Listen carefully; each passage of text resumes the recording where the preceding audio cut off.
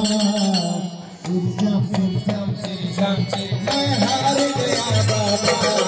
तेरे द्वार पे आया हूँ मैं हार गया बाबा तेरे द्वार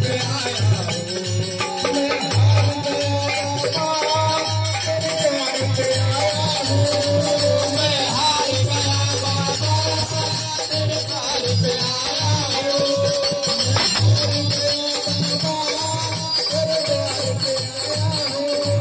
मैं हार गया बाबा तेरे द्वार पे आया हूँ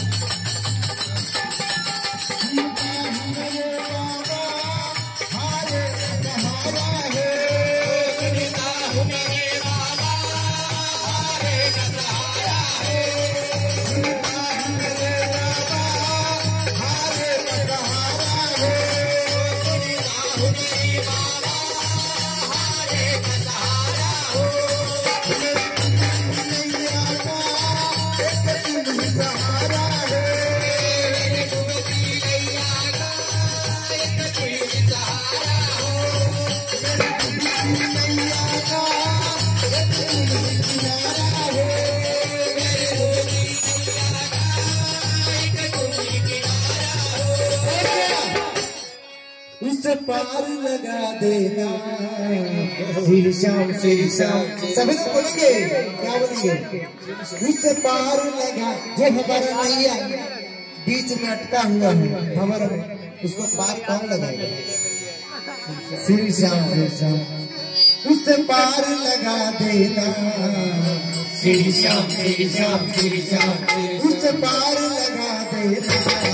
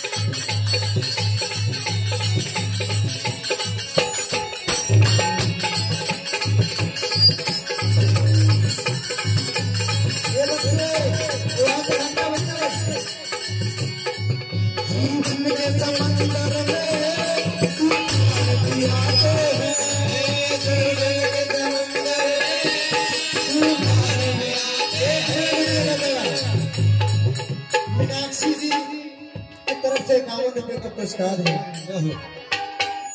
और ये सारे श्याम कहने की जय। जीवन के समंदर में तूफान भी आते हैं, जीवन के समंदर में तूफान भी आते हैं। श्याम के भरोसे हैं, श्याम श्याम श्याम श्याम श्याम के